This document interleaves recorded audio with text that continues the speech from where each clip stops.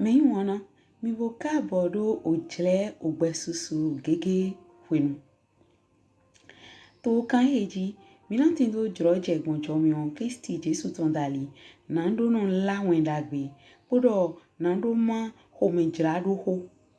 Mi nan so no ma nu pikplon gbon owewe dali kele dide asisa ogbesusu gege Kristi ton drodo. Bon chomion eton lo polo kede dali mina so no tindo ojre ide gbibo eton na gokona mi gbon na ro hode na mado ganon le awufie salon le mehenu kundo biale asupwa sipo le wendo etinto tu klame le poro akota le nvemi na mini tonto mi ton ayi na do mi mando ogbesusu gege lome poro na do moi to go flame pata. Me wana gojo machiwe witondali somo troje na lo singando lileje kan ton jigun o mi mami ton ogbe soso gege po wegbe mi tinto weta Ezekiel ton ran mi wo uta o konukun aton elan lopo àbí konukun tropo na lo konukun tropo àbí gban e hoyen ni o jiwe mi na je to egbe hihi adole so ajo to ope wiro po to me to azon titan osun lo ton me we oho kuno ton wa de do mo visu no gbeto ton nando tile ko do Jerusalem go utu do ye gba ewo eyin hongo akotale ton le ewo han yen de ye na so yin gigo tinvie we ye na ze ewo do ogbogbe ene utu lewe okluno jiwe we do da ye go yen ago do ogowe ye tile bonanso akota susu nando hejiwa ojiwe dile okuno agbo eton le nando he aga wado yena so va odoko tile eton le boso ho atoho eton le yayi yena so kule kogudu eton son ewome yena so kule kogudu eton son ewome boso zun ose ogbogbede ewo nanyi otende na didlen odo le ton to blabla ohu ton me na nyikodoe we okruno shiwe we do ewo bonaso lezun oblan de hlan akotale odo vinyonu eton le retin to donji we yena yi ohido hu ye bonaso nyuendo nyiwe okruno na lewe okruno shiwe we do da yego nyena Nebukalizali aholu Babiloni ton ahole ton le ton wa tileji son agewaji po oso le po keke le po sono le po ogbedaho de po beto susu po ewo na so yi ohi do hu vinyonu to ele to danji ewo na so basi osoho de do ojiwe boso do ogaglo yaga do ojiwe ena so ze adun ahwanton le do otoko le ji bona so yi asiovile bo do atoho to le liayi na ogege oso eton le ton kogudu yeton na shion ochiwe odoko to le na hwan na ngbe osono le ton podo agban kekele ton po ton kekele ton po wenwina ena bio hongbo to eleme dile igbetole non bio to daho de heme ye basi okike dete mendo ofin ose eton le ton le we ena yi do sin alihogbo toe le po do odo ena yi hi ena yi hi ena yi do hu ometwele kporo odoten nhunu to eton le na so chete yi je ayigba yena yi adokun twele do du bana bona so yi ajon toe bo do basi nu chaulade de nu chaulade yena ho odoko twe le yayi bo sosu oho won peno twele do yena be zon twele bo hule lideme toe popo kogudu twe bo to do o bla o sin le tome yen bona so hen ngbe o han twe le ton nando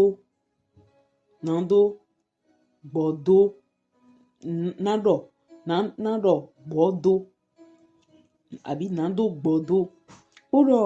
obe ajlan twe le ton mana so yin siseba oro ogbe ajlan to ile ton mana so siseba nyina so henwezun ose o gbogbere hiena so yin oten de na pindlen odo le ton na mana so do hieba ye mana so do hieba na ni okruno kodoe we okruno shiwe we do lewe okruno shiwe we do han tile be olopole mana na didio ayi je to eton wenu na alantole to azon wenu yebasi uhulo to blabla rieton wenu ahovi okuton le na jete son ofin yeton le ji bo so de otewu yeton le do aparupo bo so klon awubo nyevino yeton le se yena so yi sisio le do shiona afona yede yebona so sin ayigba bona to sisiso to wepoponu bo so yin awujino na to eton yebona so ze afigbede daga na hie bo dohlan wedo na we yeva yesu dole heme yenono pon ome ohu meton le dali to da ho hedin heyin sisien to ohume ewo po to menu eton le po he obudaho yeton nando tin to no emele poji tinvie we olopole na siso to azan aije to eton me mowe yena he olopo etin to oku meyin afosato na afonyi to eton na lewe okruno shiwe we do wenwena nyina he yezun to da ho ojevole taidi to da ho heme yema to nino wenenu nyina he a togbo le hejiwa uchiwe bo osinda ho le na shinwe wenenu nyina he we jete bo ye he teje bio odo le po je beto ojle hoho ton le de bona so henwe nandono ada ido ayigba ton leme taidi otehetin ojevo son ho wenu le po yehe teje yije odome le po na hie manado nino kavi ze ogigo towe do ayigba openo ton leme nyena he wizun buda hole ye mana so timba ni yetle din ye konsho ye mana ni mimu bagba we okuno shiwe ye wido ni she bo medena do utori akotari tile to ayigba gisi bo atan mo ko bo ngbo akotari tile akọta eme akọta kere ohun wa akọta le ton ewe yiro do bo yin yiro ere no teni do ohun wa akọta le ton e ba yiro mo no teni e taidi no ten de me de ma no ma bio eme na do singando inde wa kapi na do ton de bo me na dido ite ka intile lo fite o akọta ene no abi ere yin o togun ene no no hui ma dagban hunawe ni do mlo mi na do yon o ta de na de nyiro ehin o ta o ban ehuyene Ezekiel ton lodo nyiro do o gbogbe ngbo akotale ton boaze tile lodo abahwe aweme bodo nyiro do tile we yiro do ngbo akotale ton ete otu ka do yo do tile we jodo tile tile gbe lo yo vo gbe abi gun gbe we yiro do mo e mai mo o sede we yin ko ton ko yin o sede boni do sede nye pele de ndo hihia bon si o sede le e remi flin o sanu agba mali do se we yin wo su o sede we bo e ma kan lile ni nde aigbaji ma gbon tali eton bo se Kristi Jesu yin edo to fide do mro ni ejemeji eno gibi me bo ni me de so jeji me ro yin viva sudo bo ni mi na ro akpon tile me de ngan to dido e ba iro mro mwen gan to riwe tile lo suko yin na ro ani no hui mi mo jefle ni mi ko to nkun yi bele son yin ota gbon ehu aton me gbon ehu awe me mi na yon me ya holwe ton yin bo to nu mi ton le me mi lo suna de ta na mo na to mo na me hetile yin bo de yin ko ton ka ro do yin o sede ete zon bo jiwe we do fonde jimo na viva sudo eton na ho fi yon eton le ton fi sunu eton le ton na no ze yin a holo eton e yodo Nebuchadnezzar chite dueji ni fi flina mi do mlo mi bio o tade le me bo jiwe we edo to we dana akota lo poro to bi gun we dida eton bo mi o mo amoniti le de egun we dida o hinu Kristi ejiwe we ton gbon a Moabit le o Edomiti le Philistine le bo tin le ti le sin o temenjiwe eje bo tile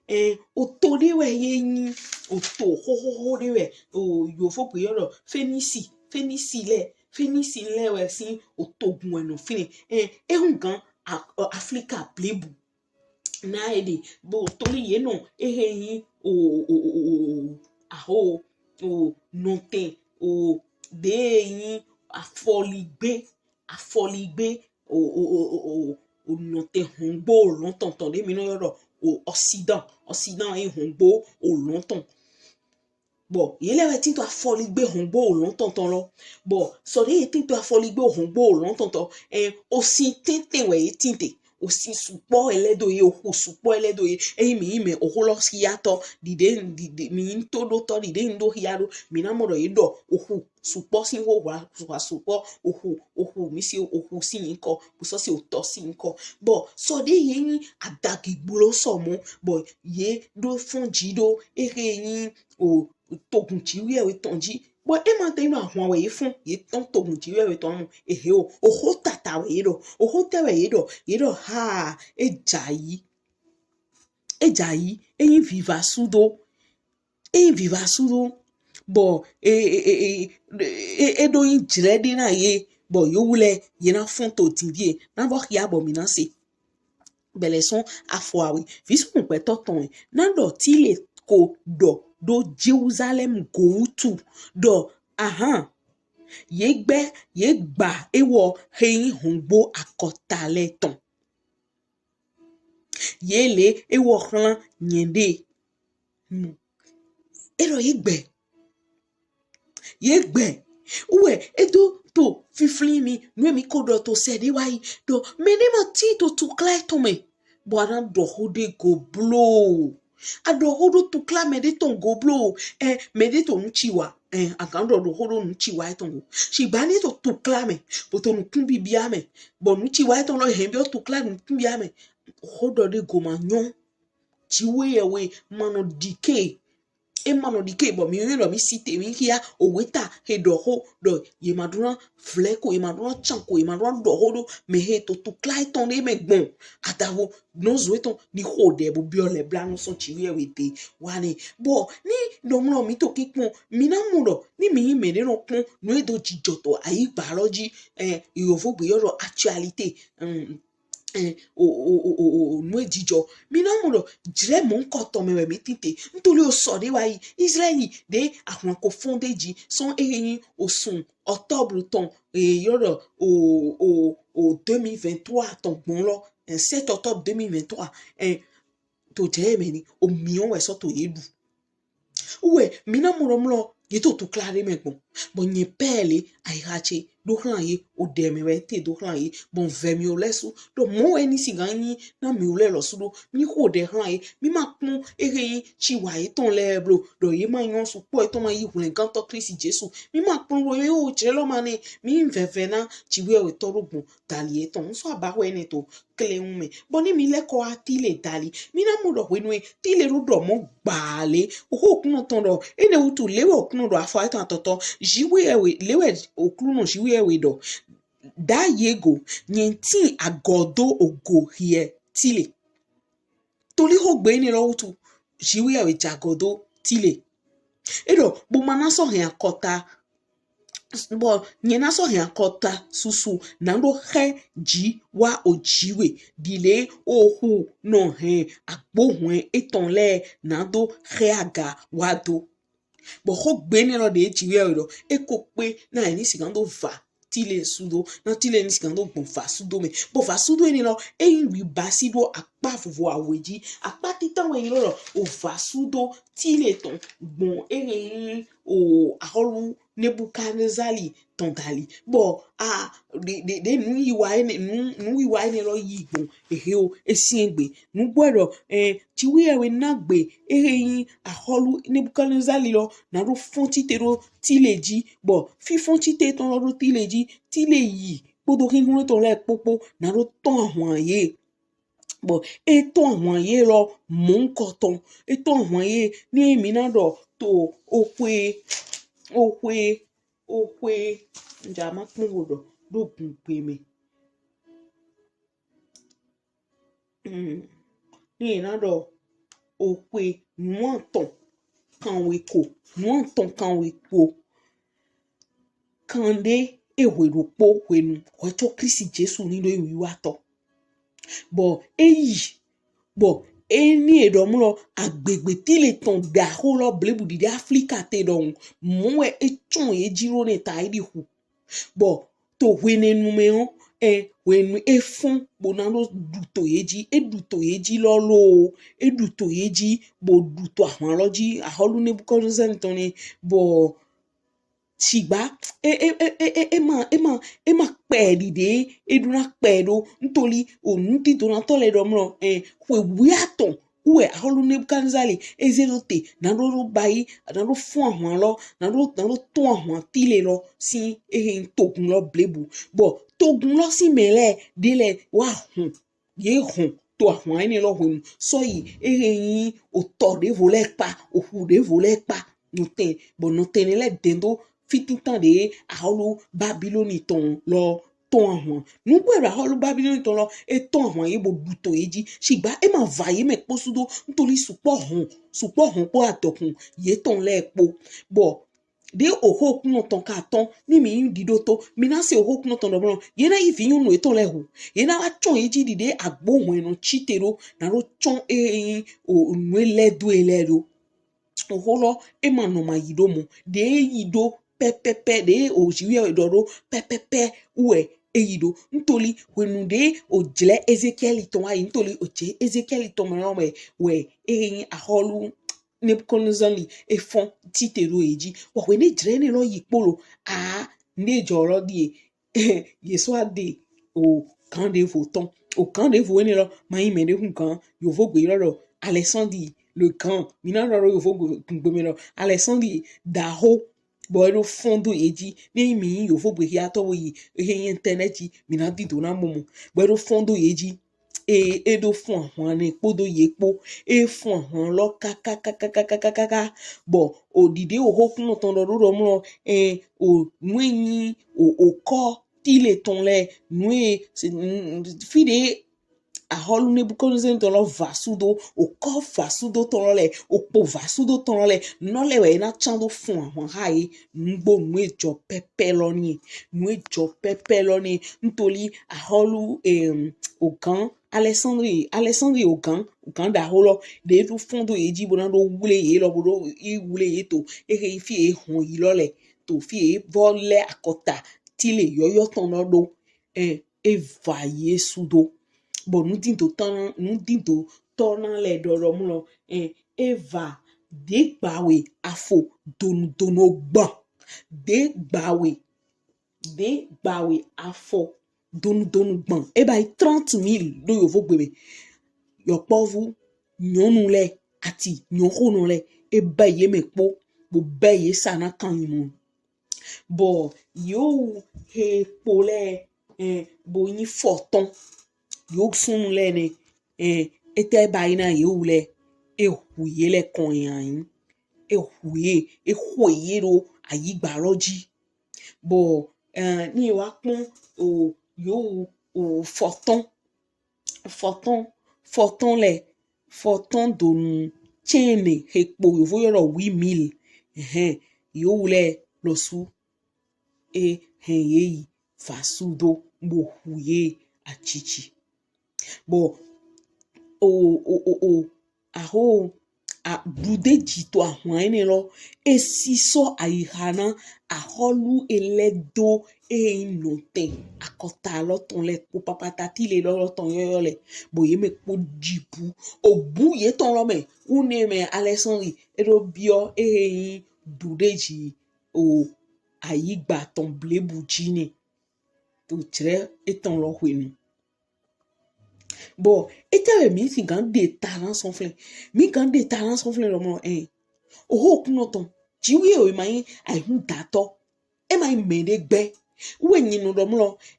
ni yeyi ai jero jiwe we lo meto wecho ani jairo jiwe lo me ko tinpo epo di de David loro de David tinpo epo boy o su tinpo David epo we ni David jairo alo eto me nu gbedo aho ho David bo togun to pogun alo pare bo ye si auve shiba esonyo e dondogo shiba togun hede ma tin podo epo bo ya yi je toro alo eto me eva Yesu do gbidi bo kaka je gbe akota lo ma so timba akota continent ti le ton lo ma so tin adavo autant we do ni bo e do yaro o jledi me dintoli jleni ro ko to wayi nu gbero Alexandre le grand wawa to we no Jesu Christ ko wa godo bo so ana ntade na o doda yi lo ton na lo he wa chiche mi nugbo ntoli ni mi gbe lo ya to mi na mo de ye be nyun e ton le bo hu ro bo jleni ko wayi shiba edo nwe na mi ule lo su to jere me lo akotade pepe de mi gan de mi na yo hon peso Africa we ya Europe we ya Asia we ya America we ya Oceania we ya Israeli lo de mi do mi mo flen ni bo lo to clame mo mi jale do de go ni ma timbo adavo mi ni o fefe na jiwe we toro bondali eto ntoli ngbe to timbo didoro ego when they ye ton son to clame je we no adon erogo me dodo ye go le we no ali le pan ko we nko dodo ota ko nu kan ton Ezekiel ton lo me to se de wa idomo me de ma tin to clame to me bo evle ko wo chanko abibo do de po ho de go onyando draho e bo jiwe we muno jona bon ho de do ni no mo au jaido nyando ne nkome jiwe we ni wale bla na we ohun eton ni suwe na we ohun eton ni sunsun ma wa dodo to ese to Jesu si ni come. Emayi o nubo awude bo peto mando komandoro peto go kwende peto mono zoeton to clame shigba emayi nu dagbede so de emayi nubo awudon gbon ema so inu dagbe àmọ́ ẹ máa sọ yín dàgbé bọ̀ mo máa dúná bá sí bọ̀ mi dúná hùnà mo hùnà sán àyíká mi tọ̀ mẹ́ bọ̀ ní mi kún apá àwẹ̀ lọ́lẹ̀ ẹni tó lẹ̀ apá títàn mi dọ̀dé àkọlù ní bukalizari tún àwọn àyè gbọ̀n bọ̀ apá àwẹ̀ tọ́lọ́ de Alexandre le Grand lọ sún sọ wá tún àwọn àyè gbọ̀n kàkà bọ̀ sọ àdùtò àkọ́tàsùpọ̀ jítọ̀ àyè gbà blé bùjí bọ̀ òkun èmi náà dé tán sọ mi mẹ́ndé máa tànà sọ ètàn kò àbí vlẹ́ kò wínú etí tó kílẹ̀ pọ́n ẹ̀ lọ ní ni chiwe we sinvi a chanko blo e ma so chiwe we sinvi a chanko blo chiwe we ma yi gbe na e ma yi gbe na ni ayin we Ezekiel ton hiato ana mo to eme bona mo fa sudo e kan akota otogun o kweta ebe ede pli na lo chan Israeli ko winu chiwe we do fon na lo ya hosu to ye go gbon alode po bo ni domlo minaso munukun jenu supo me ntoli nkun weta lo kaka bo gbo kun to hemi bio owe mo weta de to lu mi to me o ta we to afo chene podo afo chene po afo ko ewe do popo we mi na mo to flen de ji we do gbigbe na Israeli domlo akota amuniti ton ya abi moabiton abi edomisi mi ma to àwọn eblo mi ma yi nde son yesi blo nyo na e no tene ye to da ho ye to gbo da ho en loti mi ma da lo nu eton de pe go blo ma na mi nde to flen ma na mi teme nde to flen but in je fini no wa mu ro ha e do ya lo ji we do di do am lo no zo mi ton le de ko yin ohun do ha mi abi akota nu ha mi ndo mlo ye mi wa itinto àwọn me to clame podo epo bo mi ma to gbe mi de to se mi ma ton àwọn yeblo mi ma ben nu yin ton leblo yin no pono chiwe we so na no skan do da ho na ye we mi na mo mlo no mlo mi yin o weta lo hiato ni mi je o afọ Ezekiel ni mi lekwa Ezekiel ni menemu ko elantro polo afọ eton beleson afọ foton lo yi vivonu edo lewo oklu no do klantile be olopo le mana hwan na nudido ayi jije to eton wenwena alantole to azonwen wenwena ye basi huhu lo to blabla rietome wenenu we ahovi ohuton le na jete son ofin yeton le ji bona so de otewu yeton le to do apa dopo bona so bo so klon awugbo nyevi nano yeton lese yena so yi siso le do shion afona yede ye bona so si ayigba bona to sisi so to we poponu bona so yin awujino na to eton mimu we nde ojiwe we do aholu de to de nyakota de vole tombo ledo bonyo tilele de na basi de chiwe juromlo nozo nino han nozo wende nozo tito awubla sisieme mi ma dura do tre bona do vivi ye ma cheme no e wa edu ma dura do mo o mi dura bla podo yepo mi dura viafi podo yepo mi dura dalo akona ye bona ide hona ye to bo mana inu kon kamo mi bo mi na hode na kotale bona so hode na huntole bona so hode na kunkun to Baba to Jesu sin come mi don do ina jro je he ana mi do gbon mi ma mi ton ogbe susu ge to me bo egbe mi gbon Ezekiel o ta chopo o ta ko nkun elan chopo to lo me bo edodo ya ro akota de ma tinto a u vle me depo me bo ye vle po bo gan bo ye vle ko bo nuton so me he wa no afondo meji bo do ho me gle to po bon ho de do akota de pe ko vle Israeli ko to alon to jre me titele application me le ko chite do edia otokun de to Africa me we ko chite na no kan do homa pe do ego chale wale plan baba wale plan to Jesus sin come no zo de we ko tin na no do evivi to kla we no zo tonton abi na no mo do de go do nu e wa si an le duete